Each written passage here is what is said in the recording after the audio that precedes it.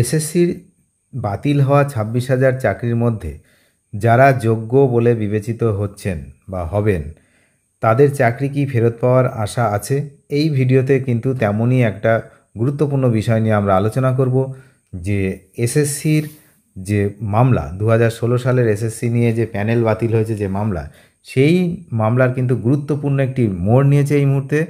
নথি চেয়ে পাঠালো হাইকোর্ট, কি বিষয় এই ভিডিওতে আমরা একটু জেনে নেব।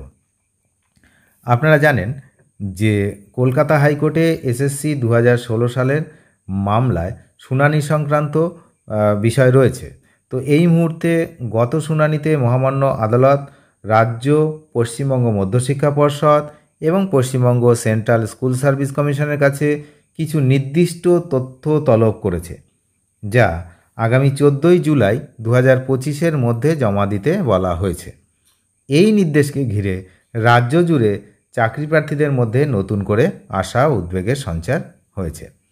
কলকাতা হাইকোর্ট 3টি সংস্থাকেই সুপ্রিম কোর্টে দাখিল করা তাদের হলফনামার একটি অনুলিপি জমা দেওয়ার নির্দেশ দিয়েছে।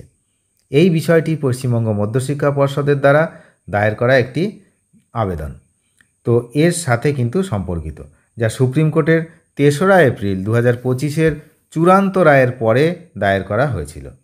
সুপ্রিম কোর্ট এই আবেদনের উপর তার রায় 17 এপ্রিল 2025-এ কিন্তু জারি করে। সেই সব কিছুই কিন্তু ভিডিও আছে।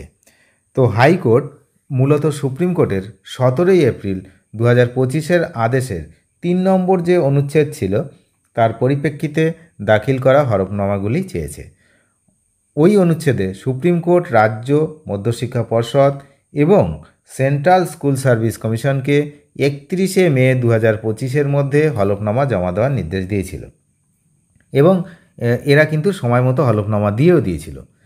এই হলফনামায় নতুন নিয়োগ প্রক্রিয়ার জন্য বিজ্ঞাপনের একটি অনুলিপি এবং তার সম্পূর্ণ সময়সূচি অন্তর্ভুক্ত করার কথা ছিল, যা 31 ডিসেম্বর 2025-এর মধ্যে চূড়ান্ত হওয়ার কথা ছিল, যেমনটা সুপ্রিম কোর্টের নির্দেশ। এবং সেই হলফনামা কিন্তু সুপ্রিম কোর্টে এরা যথাসময়ে জমা দিয়েছে। তো কলকাতা হাইকোর্টের এই তথ্য চাওয়ার মূল উদ্দেশ্য হলো সুপ্রিম কোর্টে জমা দেওয়া তথ্যের সাথে দ্বিতীয় এসএলএসটি, অর্থাৎ যে পরীক্ষার জন্য এখন অনলাইন আবেদন চলছে, এর বর্তমান বিজ্ঞপ্তির তুলনা করে দেখা এবং কোনো অসঙ্গতি আছে কিনা খতিয়ে দেখা। তো আদালত এই তথ্যের ভিত্তিতে রায় দেবে যে এই মামলার ভবিষ্যৎ নির্ধারণের একটি গুরুত্বপূর্ণ ভূমিকা কিন্তু পালন করবে। তো এই মামলার পরবর্তী শুনানি 14 জুলাই 2025 তারিখে ধার্য করা হয়েছে। ওই দিন রাজ্য, পর্ষদ এবং কমিশন কী তথ্য জমা দেয় তার উপরেই কিন্তু আদালত পর্যবেক্ষণ করবে। এবার সেই দিকে তাকিয়ে রয়েছে রাজ্যের হাজার হাজার চাকরি প্রার্থী। তো যাই হোক, এই যে মামলা, সেই মামলা কিন্তু একটি নতুন মোড় নিয়েছে। তার কারণ সুপ্রিম কোর্টে জমা দেওয়া তথ্য হাইকোর্ট সেগুলোকে আবার চেয়েছে এবং সেটাকে যাচাই করার জন্য কিন্তু হাইকোর্ট সেই তথ্যগুলো আবার জমা দিতে বলেছে 14 জুলাই 2025 তারিখের। ওই দিন কিন্তু আবার পরবর্তী শুনানি রয়েছে। দেখা যাক সেদিন কি হয়। অনেক ধন্যবাদ শেষ পর্যন্ত দেখার জন্য।